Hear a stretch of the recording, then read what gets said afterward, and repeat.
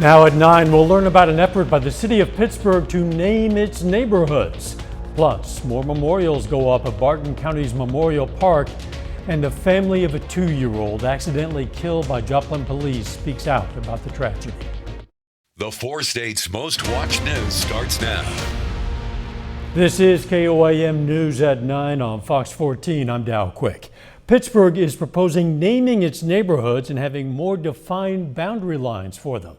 KOAM's Fernandez Silva has details on that proposed change. Pittsburgh's Neighborhood Advisory Council published an online survey to gather feedback on the proposed changes. The goal of the neighborhood map is to create community pride and foster a sense of shared ownership. At least for my neighborhood, I think it sounds more compelling to go live there. PSU student Milka Sarakuka usually refers to the neighborhood where she lives as the one right next to the cemetery. If Pittsburgh moves on with the proposed changes, the area would receive a different name, Sunfield. According to her, a cooler one. I think the town needs like a change up, something new. But yeah, I think it's cool. The neighborhood names suggested are placeholders until the city hears back from the community. Maybe there is a way that you identify your neighborhood that we don't know about. Maybe it's your proximity to the park. Maybe you identify as, I live in the Lakeside neighborhood, or I live in Lakewood, or I live in Easttown. Maybe we don't know that because it's never been officially designated, but this gives us an opportunity to do that. Citizens are welcome to share their perspectives and suggestions. Why would anybody want to change all this in the first place? It's part of our history, our ancestors. It's not right. Definitely got to add something different and just like brings a lot more pride, because a sense of community is something that brings the homely vibe of what attracted me to Pittsburgh. The survey also aims to identify the boundaries of the neighborhoods. Think about that as where you would go for a jog or where you would walk your dog. It's probably not a big swath of homes and properties. It's usually like a smaller designated area where you feel comfortable, you know your neighbors, and you maybe feel safe. I think it might be all right. Why? More defined, probably. When we feel like we own our neighborhood and our neighbors care about the neighborhood and everybody's working together and connected, we have healthier neighborhoods. The survey also asks other questions regarding Pittsburgh neighborhoods, including concerns and favorite things about the area of the city where participants live. To learn how to give your input in the survey, go to our website at koamnewsnow.com. Dow, back to you. Fernanda, thanks. Chief Meteorologist Doug Heddy joins us now with a first look at the weather. Well, it definitely turned out to be another warm one for us today. Also very windy across the region. Still, the winds are kicking in. We have those southwesterly winds at about 15 to 20 miles per hour. And then we're getting gusts at times anywhere from 30 to 40. We've even pushed 50 at times throughout the afternoon hours. Thankfully, these winds are going to slowly calm down as we go through the overnight hours for us tonight. So a much lighter wind tomorrow, and then they'll pick up again tomorrow night, and then as we head into Thursday. Severe weather kind of skirted around us, which is great. So all the big storms now, eastern Missouri, all the way up through parts of Iowa, but we don't have to worry about anything in our neck of the woods, at least for tonight. It's going to stay warm and windy. Thunderstorms again tomorrow night into Thursday. Some of those could be severe, so we're going to be talking about that coming up here in just a bit. See you soon. The Barton County Memorial Park in Lamar, Missouri is growing.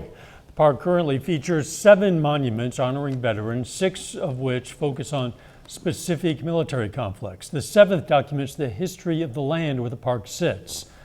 Park officials are in the process of adding another monument, this one to honor first responders. So we got a couple areas that we're working on with the park right now. We've got one big area. It's probably going to be our last area. It's a first responder memorial.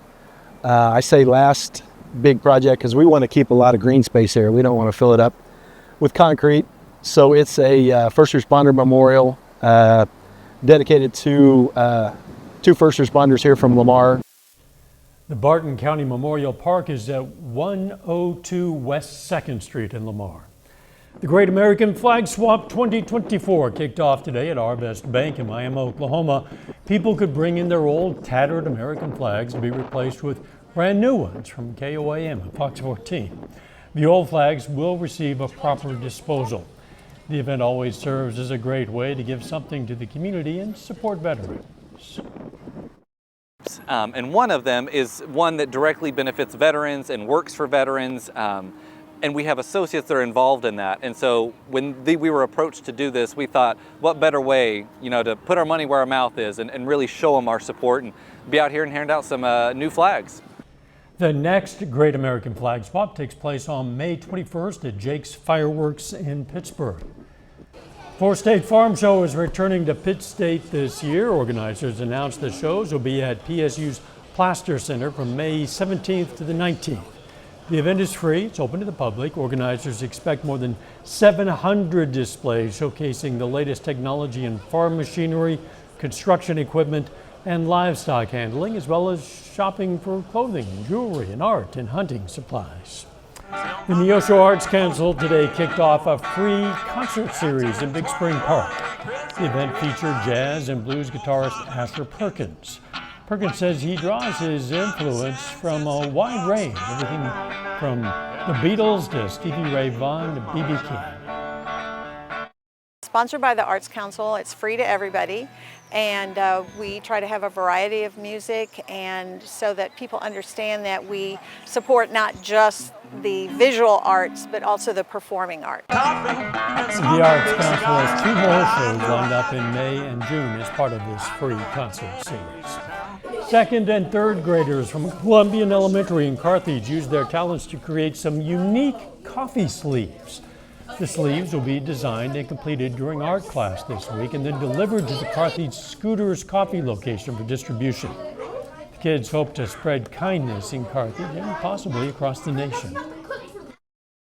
Really, it's important for our kids who already feel that way and already love other people to spread that to adults, for those of us who maybe have been in the world a lot and don't have that innocence anymore. And it's important for us to remember it's always to be important to be kind to others and to care about others and to get along. The school has done similar projects in previous years. Coming up, what new government data shows about prescription drug shortages. There's growing concern from pharmacists across the nation as new data shows drug shortages have reached an all-time high. Fox News correspondent Matt Finn has that story. Troubling news from the pharmaceutical industry. 323 drugs were in short supply during the first 3 months of this year. It's a new all-time high since the American Society of Health System Pharmacists and the Utah Drug Information Service started tracking back in 2001. It's a struggle. We have shortages of antibiotics, and then we have shortages of the weight loss drugs. Popular weight loss drugs like Wegovy and Ozempic are in short supply due to high demand. But there are also concerning shortages for critical chemotherapy drugs, antibiotics, and ADHD medications. Emergency medicine that's stored in hospital crash carts and procedural areas are also being impacted. The situation has some doctors feeling powerless. Parents get mad because we e-prescribe it, we send it to the pharmacy they have on file, it's out of stock at that pharmacy, and honestly, we don't have enough manpower to call every single pharmacy to find the drug. It would be a full-time job for one secretary. So what's causing the shortages? Experts say increased demand, market failures, and manufacturers choosing to discontinue certain drugs. Another issue to consider, a majority of FDA-approved drug makers get their supplies from overseas. This means it's hard to predict when a shortage is going to happen. So a lot of it has to do with the supplies coming from other countries that you need to make the drug are not coming to the U.S. or the manufacturers aren't getting them. And last week, the Department of Health and Human Services published a paper recommending ways for Congress to tackle the problem. Matt Finn, Fox News. A leading trade group for dietary supplements is asking makers of melatonin supplements to tighten standards following a rise in ER visits among kids taking the drug. Council for Responsible Nutrition is giving those supplements producers 18 to 24 months to voluntarily add child deterrent packaging and improve cautionary language on labels of the over-the-counter products. Melatonin regulates the body's natural sleep-wake cycle, but as a dietary supplement is not federally regulated. Women who experience medical issues during pregnancy, such as preterm delivery or preeclampsia, have an elevated risk of death more than 40 years later. A study published in JAMA Internal Medicine looked at more than 2 million women in Sweden. Those who had one of 5 adverse outcomes ended up with a higher risk of death from conditions like cardiovascular disease, respiratory disorders, and diabetes. Doug is next with a complete look at the forecast, and later Crowder College baseball hosts Fort Scott Community College in a battle of 2 of the best JUCOs in the nation.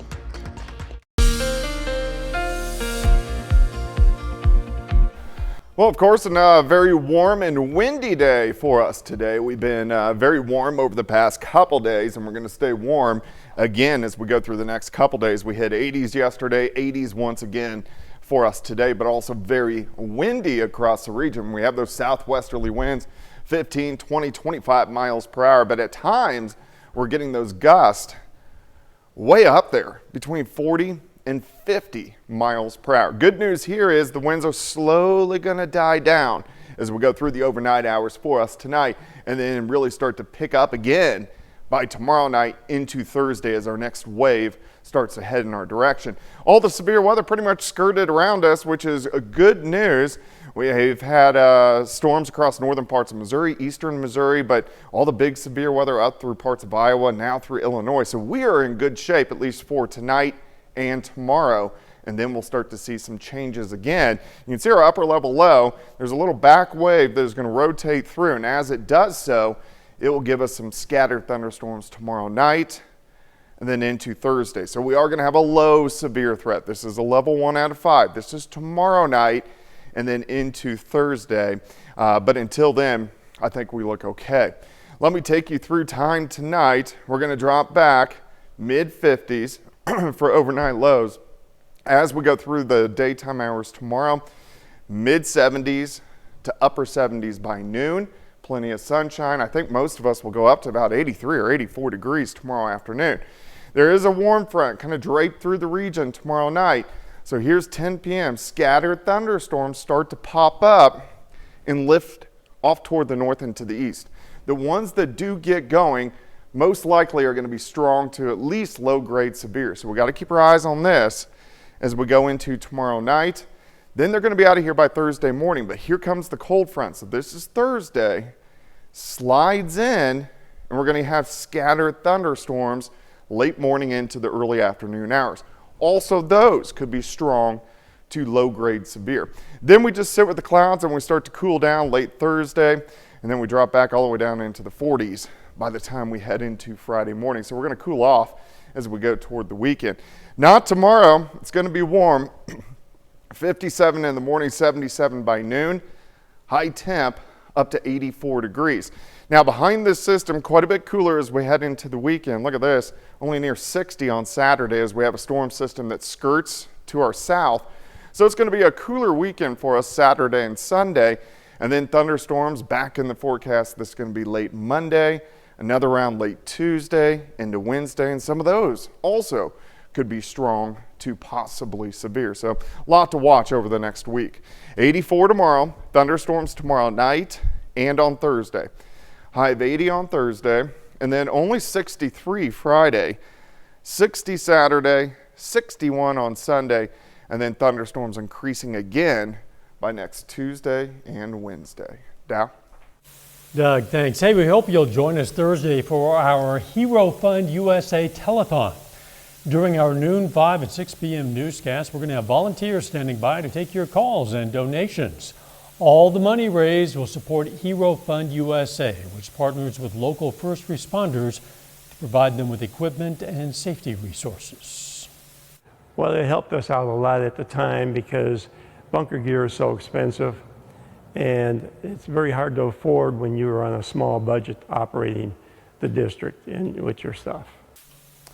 You can also donate through our website. Of course, that's KOAMnewsnow.com. Coming up, safety concerns on the tarmac. A major pilots union is raising serious safety concerns. I'm Grady Trimble with Fox Business in Washington. Coming up, what they say is going on behind the scenes when you're flying. Joplin has a huge new big box store. The new Menards opened for business today. The store on South Geneva Avenue sells home improvement, lawn and garden supplies, tools, appliances, home decor, various other merchandise, even groceries. Although it's open to customers today, the official grand opening celebration is going to be this coming Sunday, April 21st through Saturday, the 27th. The American Airlines Pilots Union warns members of a surge in safety problems. Fox Business correspondent Grady Trimble has more on this story from Washington. In a letter to its members, the Allied Pilots Association, that's the union for American Airlines pilots, says it's United Airlines that's under the microscope right now, but based on an increase in safety and maintenance-related problems at American, the union argues it could just as well be their airline under the microscope. The letter outlines a number of what the union calls problematic trends, including tools left in airplane wheel wells and collisions between planes being tugged or towed at airports. We've reached out to American about these claims, haven't heard back, but the union does say the airline has been receptive to their concerns. We're saying that the space between error and incident is narrowing. It's safe, but the things that we have, the personnel, the processes, the discipline to trap those errors and prevent these from happening are starting to run thin. This letter comes as the FAA is boosting oversight of United Airlines. Just last month, that airline had several safety incidents involving its fleet of Boeing planes, including a tire that fell off one during takeoff and one that rolled off the runway after landing.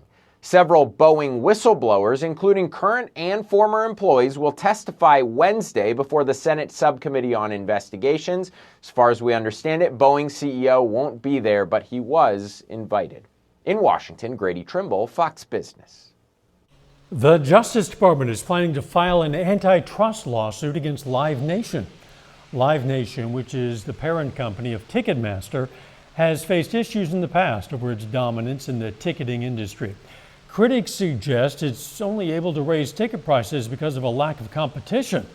But Live Nation claims prices are determined by the artists, teams, and venues, as well as supply and demand. Watch out below. Up next, we're going to hear from a homeowner who now has a hole in his roof after a piece of debris from the International Space Station tore through it. NASA is confirming a piece of debris that crashed through a Florida home last month came off the International Space Station. The space agency says the metal object was part of a space station cargo pallet jettisoned on March 11th, 2021. Almost exactly 3 years later, on March 8th of this year, NASA expected it to fully burn up as it entered Earth's atmosphere, but the small piece survived and tore through a Naples, Florida home. Shortly after it hit, homeowner Alejandro Otero described what it was like. I was completely in disbelief. What are the chances to something landing on my house with such force to cause so much damage? And totally, I'm super grateful that nobody got hurt. That cylinder is 4 inches tall, weighs about 1.5 pounds. It was used to mount batteries on the cargo pallet. NASA says the space station will investigate the jettison to determine how the debris survived and make any changes if needed. 30 more minutes of news, weather, and sports coming your way. We're going to hear from the family of a 2-year-old Baxter Springs girl who was accidentally killed by a Joplin police officer 2 years ago. Plus, Congress moves forward with plans to impeach President Biden's Homeland Security Secretary. You're watching the 4 states' most watched news. This is KOAM News at 9 on Fox 14. I'm Dow Quick. The family of the 2-year-old who was fatally shot by an unnamed Joplin police officer is speaking out about their effort to release the officer's identity. KOAM's Amber Jenkins has more.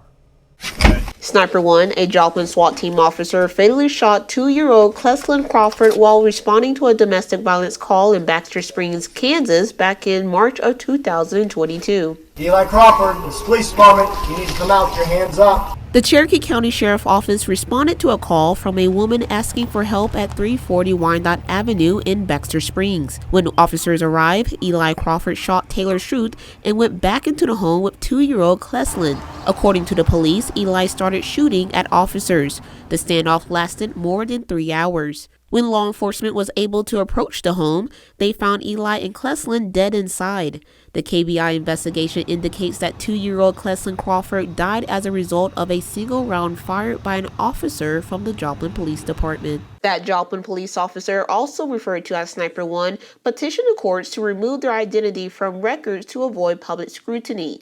Since December of 2023, Cleslin's family has been trying to make the courts reveal Sniper 1's identity. We weren't in the mindset to start working on it right away. We still mourn this little girl every single day, as you can tell. Like, on purpose or not, he knew there was a child in the home and he should have used his brain instead of just taking a free shot. More than 2 years later, Sniper 1 still works for the Joplin Police Department. Cleslin's family believes the community has a right to know who took the shot. if they keep his name quiet, how can we as in the community feel safe and protected if he's still employed with the Joplin Police Department? Where's our protection? You know, he's in fear for his family and him all by his name, but that shouldn't even be a thing. His name needs publicized, period. More angry than anything, you know, but I didn't really start getting angry until I realized they weren't going to do anything about it.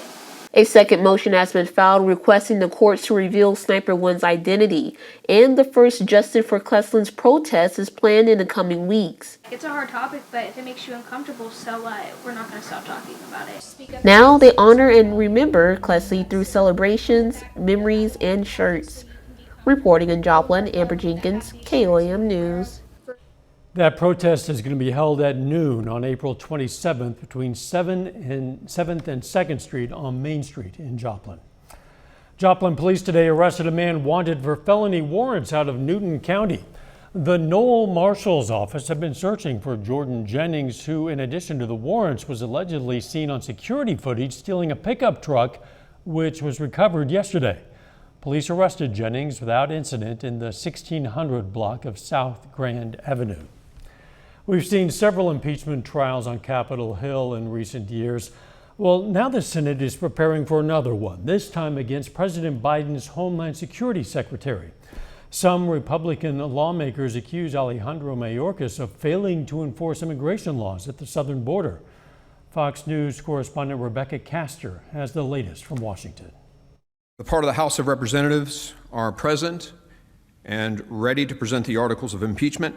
House impeachment managers delivering articles of impeachment against Homeland Security Secretary Alejandro Mayorkas Tuesday afternoon. It officially kicks off what's expected to be a short-lived impeachment trial in the Senate. Impeachment should never be used to settle a policy disagreement. Democrats are expected to vote quickly to table the issue instead of holding a full trial. This will be a first time in history that we've not had an impeachment hearing after receiving those articles of impeachment. This sets a horrible precedent for the future. At least the Senate ought to be able to hear the evidence and try and consider that argument. The GOP-controlled House voted to impeach Mayorkas in February for failing to enforce immigration and border security laws. Since President Biden took office in 2021, Border Patrol has reported more than 7.5 million illegal encounters. Our immigration system, however, is fundamentally broken.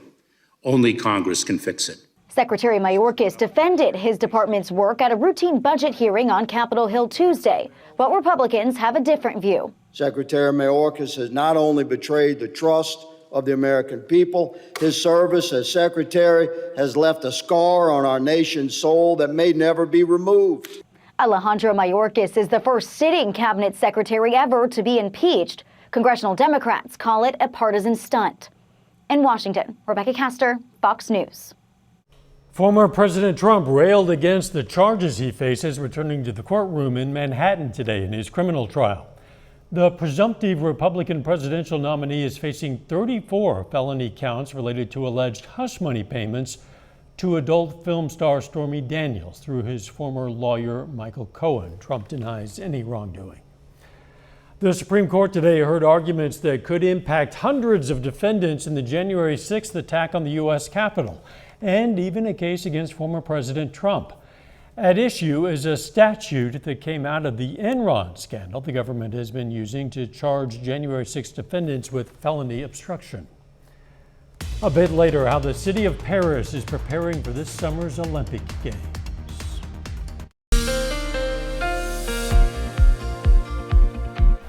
Well, of course, a very warm and windy day for us today. We've been very warm over the past couple days, and we're going to stay warm again as we go through the next couple days. We hit 80s yesterday, 80s once again for us today, but also very windy across the region. We have those southwesterly winds, 15, 20, 25 miles per hour, but at times we're getting those gusts way up there between 40 and 50 miles per hour. Good news here is the winds are slowly going to die down as we go through the overnight hours for us tonight, and then really start to pick up again by tomorrow night into Thursday as our next wave starts to head in our direction. All the severe weather pretty much skirted around us, which is good news.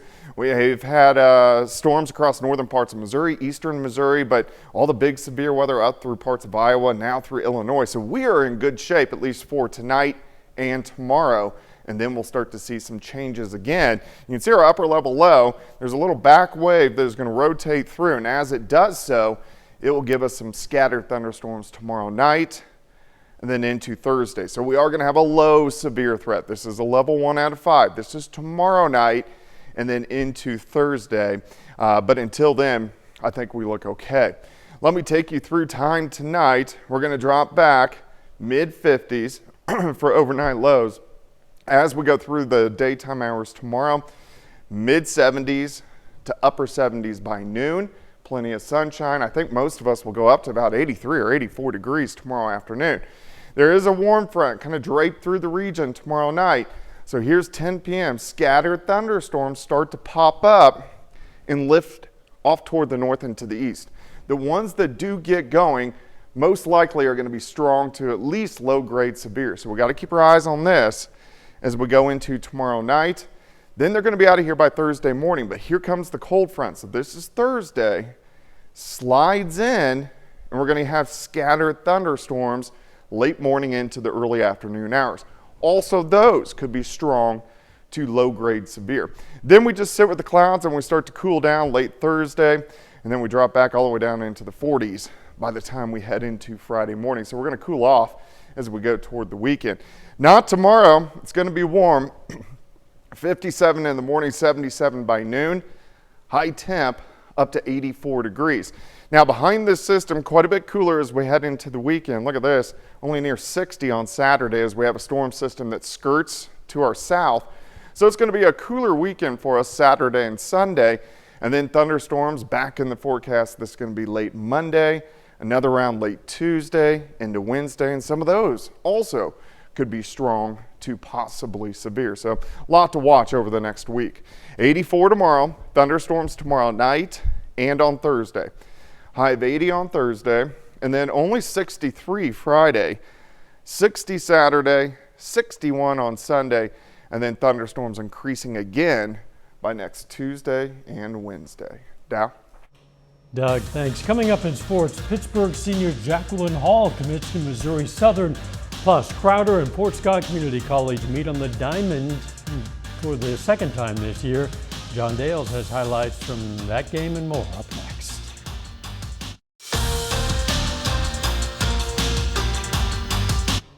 Missouri Southern women's basketball picks up another commitment from a local standout, this time from Pittsburgh High School. Jacqueline Hall, a high school senior and three-time All-SEK performer at Pittsburgh, announces on social media last night she's committing to Missouri Southern. This comes just 2 days after she announces the Lions extend her an offer. She was a first-team All-SEK in her senior season with Purple Dragons. Hall scored 24 points in Pittsburgh's upset of Highland Park in the sub-state semifinals. Crowder and Fort Scott Community College baseball both are in the midst a very solid 2024 seasons. The Rough Riders are 38-10. The Greyhounds hold a 35-8 record. Now, Crowder won the first meeting between the two of them in 13 innings last month. Fort Scott Community College visits 7th-ranked Crowder this afternoon. The Rough Riders waste no time getting on the board. Top one, Ethan Fender rips a pitch into left field. That's an RBI single. Crowder jumps out to a 1-0 lead. Same inning, Tucker Bradley hits a bouncer here to third with the bases loaded. That sneaks into the outfield and it puts Crowder up 5-0 in just the first inning. Second inning now, Presley Nichols hits this pitch high and deep to left center. That ball's gone for a 2-run homer. Rough Riders lead it 7-0. Same inning, Cole Kitchens hits it sharply into left field. That's another RBI. The Rough Riders score 14 runs in the first 2 innings alone. Game finishes early via mercy rule. Rough Riders win it 27-15. Over to Division II college baseball. Pittsburgh State at home again this afternoon, and the Gorillas lose to Emporia State 9-7. This is Pitt State's first loss at Al Ortolani Field in 3.5 weeks. Gorillas' next chance to bounce back comes this weekend with a 3-game series on the road at Newman. Meanwhile, in Joplin, same result. Shocker. 8th-ranked Missouri Southern gets smoked 11-4 by Drury. This is just the second time all season that Missouri Southern and Pitt State each lose at home on the same day. MSSU tries to right the ship in its final homestand of the regular season against Missouri Western this weekend. Well, it's day 2 of the MIAA Men's Golf Championship in Kansas City. Missouri Southern tries to build off a strong day 1. Now, here are Missouri Southern's top individual performers after day 2. Southern is the only team to have 2 golfers inside the top 5. Those are Luis Limon and Ben Markman. Both of them have briefly held the outright lead at points throughout the first 36 holes. Lions' other 3 golfers are tied for 17th, 23rd, and 30th place. Now, here are the team standings after 36 holes. Missouri Southern in 2nd place, 7 strokes behind Central Missouri. Now, these are calculated by adding together the individual scores of all 5 golfers from each team. The tournament wraps up with the final 18 holes tomorrow afternoon. That's a look at sports. We'll be back after this. With about 100 days until the Paris Summer Olympics kick off, construction crews in France are busy putting the remaining touches on many of the facilities. But with the clock ticking down until the July 26 start date, officials are also beefing up security plans.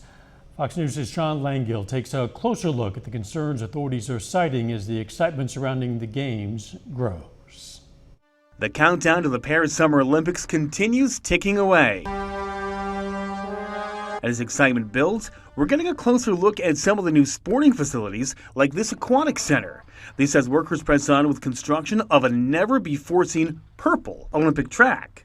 More than 1,000 rolls will be laid. 1,800 pots of glue will be spread by hand over a month's work. Meanwhile, many iconic British landmarks are serving as the backdrop for some of the other events, with beach volleyball matches set to take place in a stadium near the foot of the Eiffel Tower, and the Park of the Palace of Versailles hosting equestrian competitions. But with global tensions rising in the midst of the ongoing Israel-Hamas war and the war between Russia and Ukraine, French officials say they are ready for heightened security risks. France has never deployed so many resources for security before. I have confidence in the law enforcement forces in our country to secure these games. Citing last month's deadly terror attack at a concert hall in Moscow as cause for concern. All the security measures that were implemented for these Paris Games were at the maximum level, so there is an unprecedented security operation. France currently plans to host the Olympic opening ceremony along the river Seine. But as preparations and rehearsals continue, leaders say they have alternative plans, including moving that event indoors if security threats become too severe. Sean Langill, Fox News. Coming up, it's only April, but Hollywood is already getting into the Halloween spirit. So we're going to show you the special Halfway to Halloween events. Hollywood is getting started on Halloween early with Halfway to Halloween movies, events, and more. Here's Fox's Ashley Dvorkin. I'm sorry about what's gonna happen to you.